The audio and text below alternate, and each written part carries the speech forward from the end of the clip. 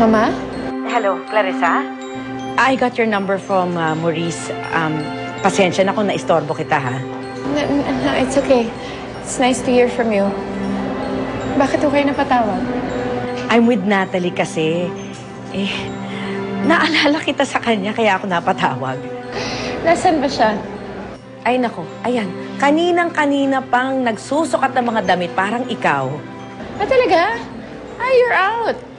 Alam mo, I just had lunch with Jerome. Papauwi na sana ako, pero if you want, pwede ko akong makipag-meet up sa inyo. Oh, yeah, sige. I think that's a great idea. Nako, para naman matulungan mo ko. Walang tigil itong batang to sa pagtatanong at kakulitan. Ah, ganyan talaga. Don't worry, Mama. Ako ang bahala kay Natalie. I'll see you. Text me the address. Bye-bye. Okay. Yaya? Yaya? Yaya? Yaya, nandiyan na ba sila? Wala pa ho eh. Ang bihirang bahay ito. Ang laki-laki, walang tao. Hi, anak! How is my son? Hi, James. Hello. Nay, saan pa kayo galing? Galing ako sa shop ng mga friends ko. Kay Maurice at kay Oz. Melly, it's Maurice.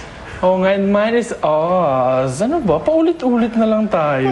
Sorry, mga friends. Nay, kanina pa ako mag-isa dito eh. Kinakausap ko na nga sarili ko eh. James, sana sumama ka na lang kay Melly. Sa nanay mo kanina. Correct! Nasama ka pa namin sana sa makeover. Tingnan mo, you're so baduy. Pwede ba? Huwag niyo ang dami sa kalokohan niyo. Umalis na nga kayo. Fine. Gusto lang sana namin makatulong kung galit ka. Let's go, Oz. Sige, Melly, ha? Sige, mga friends. Text tayo, ha? People can take you. Kayo kagad? Maingat kasi ang ulo ng papi mo again, so... Chupi-chupi muna kami. Ingat. Ay, naku, Nancy. Ikaw na nga bahala din sa asawa mo. Itatry ko muna tong moisturizer na bigay nila, Maurice.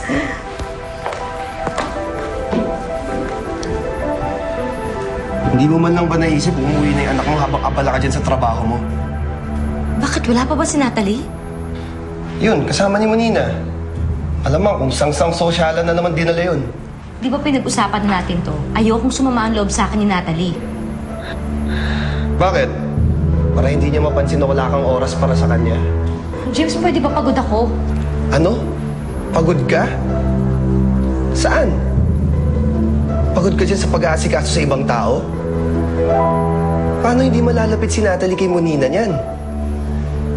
Iubos ang oras mo sa pag-aasikaso sa mga ibang taong di mo man lang kaano-ano. Pero sarili mong asawa at anak, wala kang oras. Hindi ako magtataka kung mas pipiliin ni Natalie si Monina kaysa sa'yo.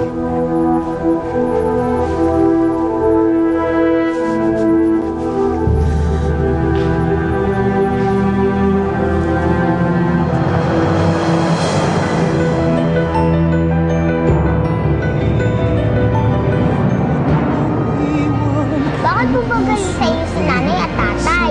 Kayo po, galit din po ba sa kanila?